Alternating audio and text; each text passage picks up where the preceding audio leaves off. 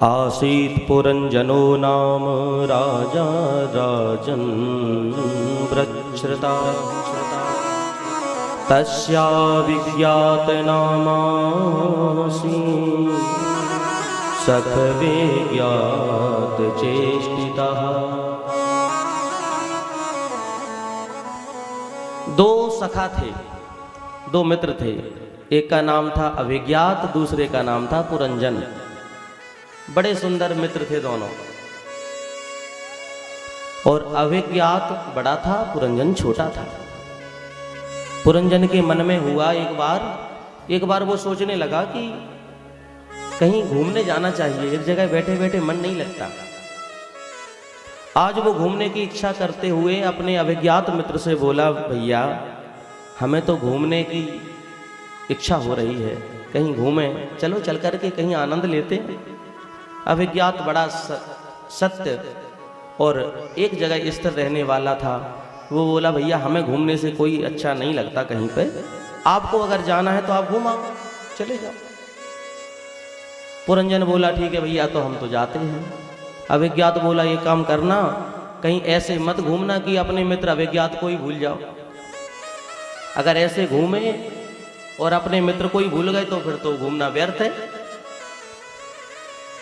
हम चाहे जितने बड़े बन जाएं, चाहे बाबूजी हो जाएं, चाहे मिनिस्टर बन जाएं, चाहे प्रधानमंत्री ही क्यों ना हो, ऐसा पद किस काम का जिसमें अपने ना मिले। और अगर हम अपनों को भूल गए तो वो पद भी बेकार है। फिर अपनों को तो कोई नहीं भूलता। इसलिए अभिज्ञात कहने लगे कि पुरंजन भैया हमें मत भूल जाना। पुरंजन बोला, नहीं नहीं महाराज, आपको कैसे भूल सकते हैं, आप तो हमारे अभिन्न मित्र हो। ये समझ लो जैसे एक आत्मा है। चला गया पुरंजन और घूमने लगा, बढ़िया बढ़िया शहरों में घूमा, बढ़िया बढ़िया नगरों में घूमा, खूब चकाचक जीवन यापन किया। पर जितने शहरों में जाता है कोई शहर अच्छा नहीं लगता। किसी भी शहर में जाता है, थोड़े दिन रहता है, फिर चला जाता है, फिर चला जाता है। एक जगह उसे 9 दरवाजे वाला एक सुंदर रमणीक नगर मिला, जिसमें 9 दरवाजे थे। बड़ा सुंदर भव्य नगर था। उसमें उसने प्रवेश किया। जैसे ही प्रवेश किया तो बड़ा दिव्य भव्य चमकीला धमकीला सा नगर था। उसे देख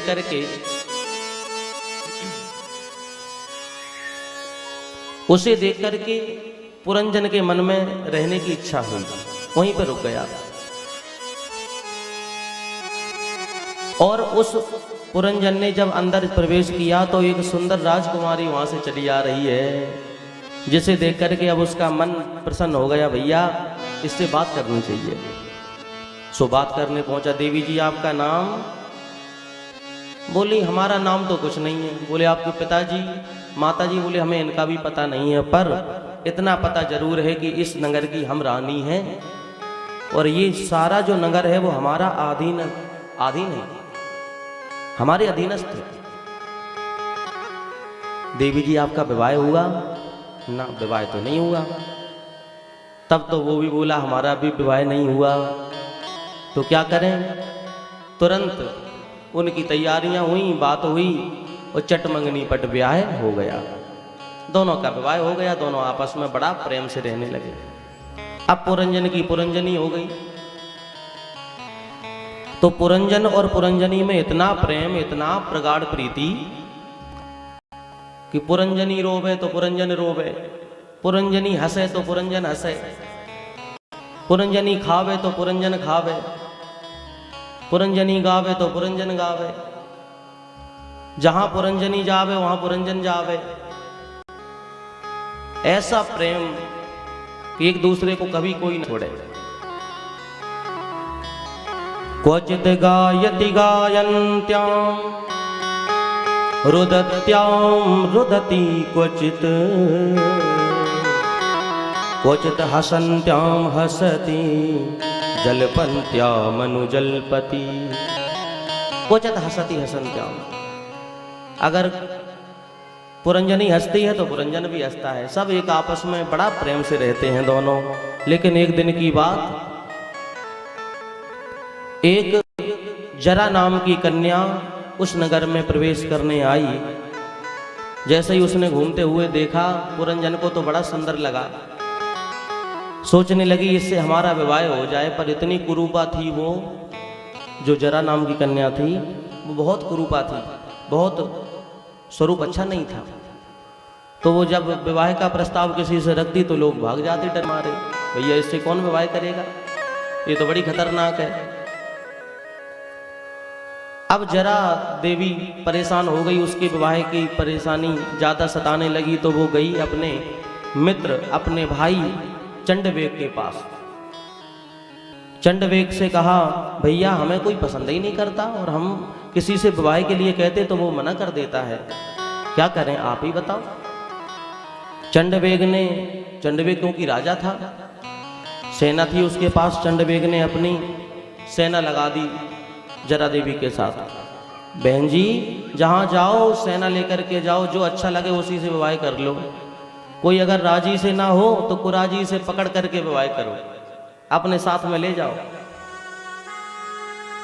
पूरे 360 गोरे सैनिक और 360 काले सैनिक लगा दिए साथ में।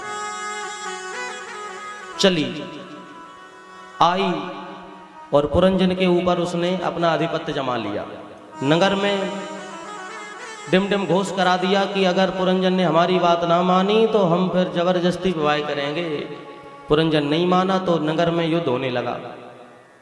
धीरे धीरे युद्ध होते होते होते होते सारे सैनिक उस नगर के मारे गए। 5 फन वाला एक नाग रहता था रक्षा में नगर की में, वो नाग भी ध्वस्त हो गया अंत में। और पुरंजन की जो पुरंजनी थी, पुरंजनी को हरण कर लिया उस जरा देवी ने। तो पुरंजनी की याद में पुरंजन बहुत रोया, और इतना रोया कि मर ही गया। हाय मेरी पुरंजनी कहाँ होगी, कैसी होगी। याद किया अपनी पत्नी को।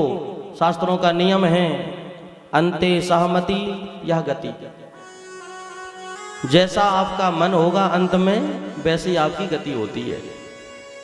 तुरंत आज पुरंजन भी मृत्यु को प्राप्त हो गया, और अगला जन्म उसका होगा तो स्त्री बना, और स्त्री बन करके वो बड़ा सुंदर एक राजा के साथ में विवाह किए। कई संतानें हुई। एक दिन की बात, राजा जी चल बसे तो उनकी साथ में वो भी अपनी सती थी, क्योंकि पतिव्रता थी, तो वो भी सती होने के लिए चली। और जैसे ही चिता पर बैठने वाले थी तब तक उसके जो मित्र थे अभिज्ञात पुरंजन के, उसको ध्यान आया। बोले भैया हमारे मित्र पुरंजन बड़े दिनों के कहीं गए हैं और आज तक पता नहीं चला, मिले नहीं, और हमें भी भूल गया, चलो हम ढूंढते हैं चल करके। तो अभिज्ञात निकले ढूंढने के लिए, कई जगह ढूंढा पर नहीं मिले। जहां पर वो सती होने जा रहे थे पुरंजन स्त्री बने, वहीं पर पहुंचे। अभिज्ञात ने पहचान लिया, अरे अरे अरे ये तो हमारे मित्र हैं, ये यहाँ कहाँ से आ गए भैया। तुरंत उन्हें आवाज लगाई, अरे पुरंजन। अब वो काय को बोलेगा, उसे तो अपने जन्म की याद ही नहीं कि हम कौन थे पहले। अरे भैया पुरंजन। तुरंत पास में आया जहां चिता जल रही थी,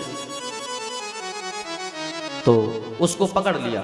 अरे बोले तुम्हें शर्म नहीं लगती, किसी स्त्री को तुम पकड़ते हो, तुम्हें बिल्कुल लज्जा नहीं है। और पता है हम तो अपने पति के गम में मरने जा रहे हैं, उनके साथ में जलने जा रहे हैं, सती होने जा रहे हैं, और आप हमें पुरंजन पुरंजन कह के पुकारते हो, कैसे हो तुम। अभिज्ञात बोला, अरे मित्र बहा धन्य है साहब ऐसे मित्र जो अपने मित्र को ही भूल गए। अरे हम हैं अभिज्ञात, हमारा नाम अभिज्ञात है, हम तुम्हारे पहले पूर्व जन्म के मित्र हैं। और ये बताओ, ये तुम किसके साथ में सत्ता होने चले हो। अब उसको थोड़ा ध्यान आया, जोर डालो अपनी बुद्धि पर, जोर डालो। आप वही हमारे पहले एक साथ में रहा करते थे, एक साथ में खेला करते थे, वही मित्र हो बचपन के। हाँ याद तो आया। अरे तो फिर यहाँ कहाँ फंसे हो, चलो हमारे साथ। आज याद जब आई, अपने अभिज्ञात मित्र को पहचाना, तब वह जाकर के अपने मित्र के साथ में अपने घर गया। ये बड़ी सुंदर कहानी सुना दी। नारद जी बोले प्राचीन वरी जल्दी बताओ, कुछ समझ में आया? प्राचीन वरी बोले महाराज कहानी तो बड़ी सुंदर थी, बड़ी आनंद आ गया, लेकिन समझ में कुछ नहीं आया। इसका मतलब क्या है, जल्दी समझाओ। नारद जी बोले और कोई नहीं,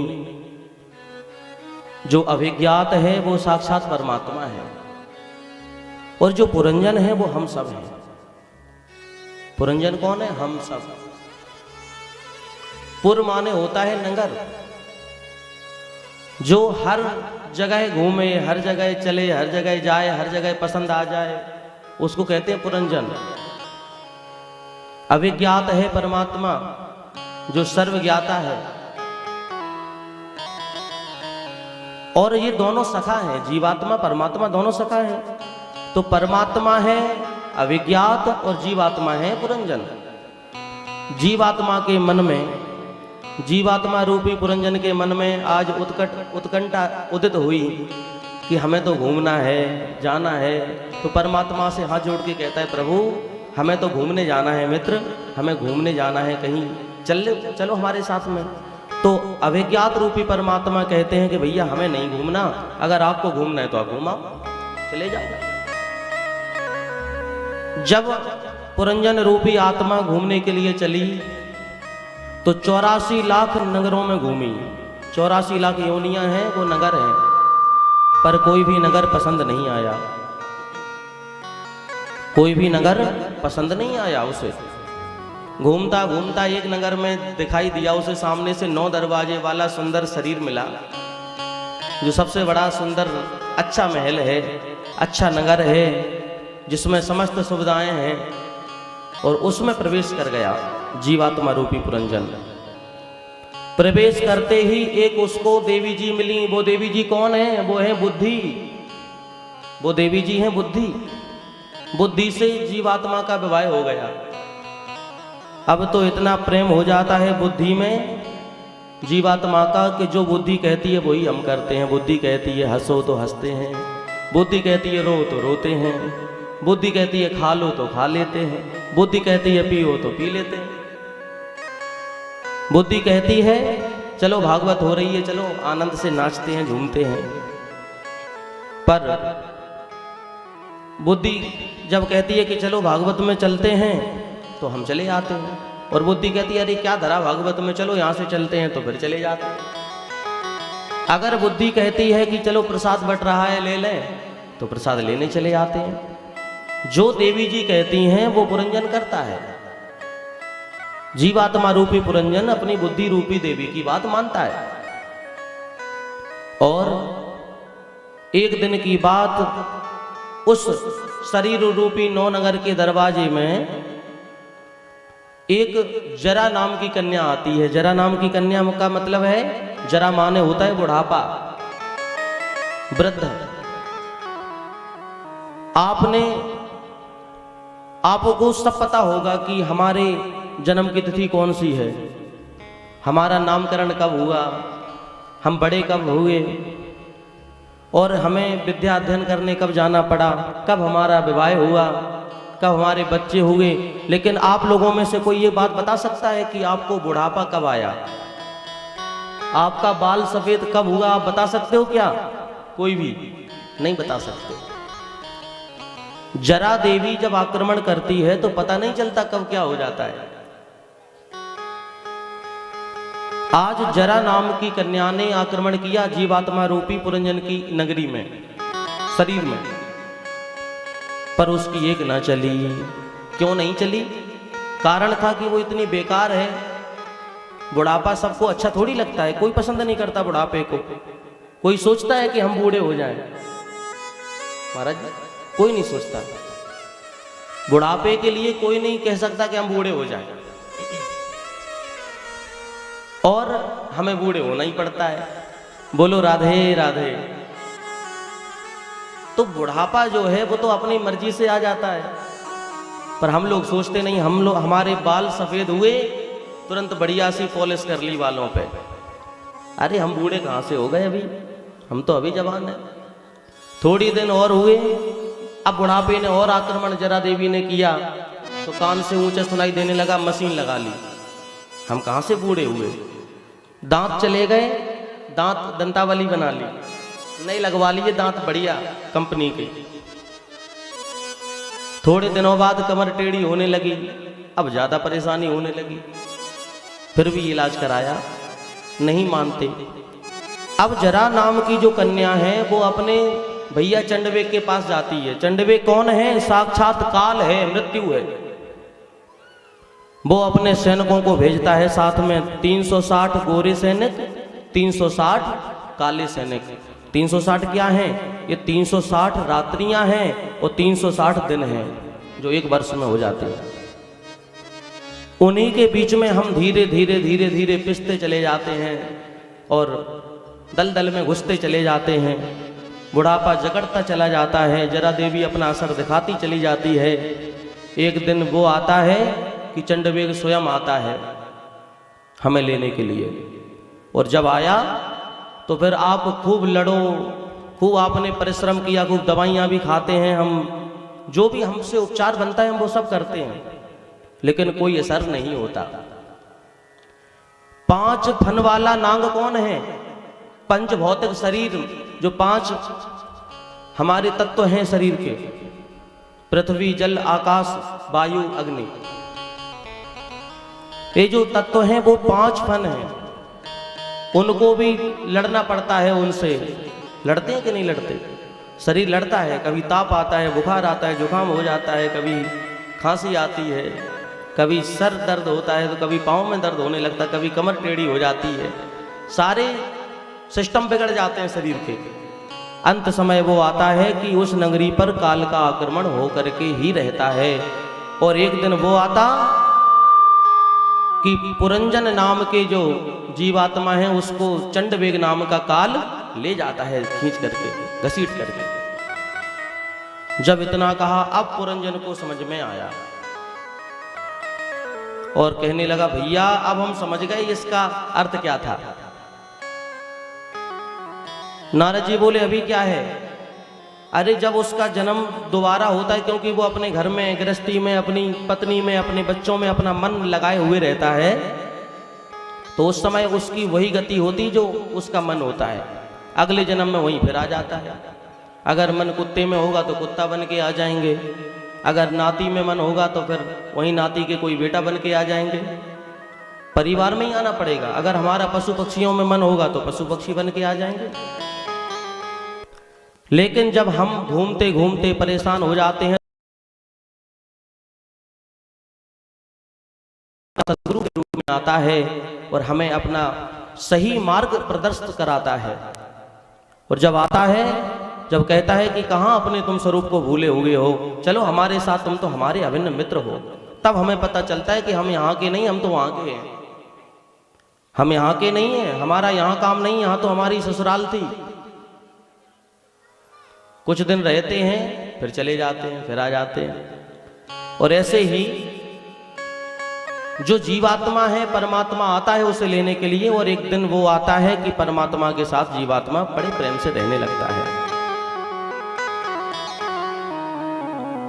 इस प्रकार जब समझाया तो अब थोड़ा समझ में आया और उन्होंने हाथ जोड़ करके नारद जी को प्रणाम किया। बोले, महाराज अगर आप ना आते तो हम तो ये सब अनर्थ करते रहते।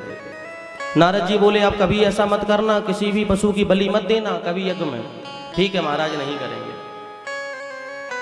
कभी कभी लोग वेदों का जो वाक्य होता है ना उसको उल्टा समझ लेते हैं, उल्टा समझते हैं।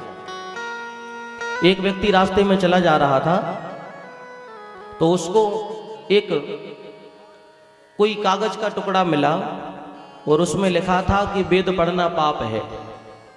अब वो सबको दिखाता फिर, देखो महाराज वेद पढ़ना पाप है, इसमें लिखा है, देखो वेद पढ़ना पाप है। अरे हम थोड़ी कह रहे हैं, इसमें लिखा है वेद पढ़ना पाप है। सब लोग कहें हाँ भाई बात तो सही है, ऊपर लिखा है उसमें यजुर्वेद, और यजुर्वेद खुद कह रहा है कि वेद पढ़ना पाप है। वो घूमता फिरे सबको पागल बनाता फिर रहा था। एक दिन एक संत के पास गया, संत जी से बोला, अरे महाराज कहाँ चक्कर में पड़े हो, वेद पढ़ना पाप है। संत जी बोले, इधर आ। तुरंत बुलाया उसको और बुला करके संत जी ने कहा, बताओ कहाँ है वो कागज का टुकड़ा। ये है महाराज, देख लो, ये लिखा है, हम झूठी थोड़ी बोलते, ये लिखा है। अच्छा, संत जी ने देखा तो लिखा तो था, पर संत जी ने उस पेज को पलट करके जब देखा तो पीछे लिखा था असौच अवस्था में, दूसरे तरफ लिखा था वेद पढ़ना पाप है। यानी उधर पेज पूरा हो गया होगा तो आगे लिख दिया गया है, पर हम लोग एक किसी चीज को पकड़ करके बैठ जाते हैं, नहीं नहीं महाराज ऐसा है ऐसा है। अरे हम नहीं मान सकते, रामायण में वो लिखा है देख लो, रामायण में ऐसा लिखा है, रामायण में वैसा लिखा है। अरे रामायण को पूरा तो समझो पहले, तब रामायण की बात कहो। तो वेद को जब रामायण को नहीं समझ सकते तो वेद को कौन समझेगा।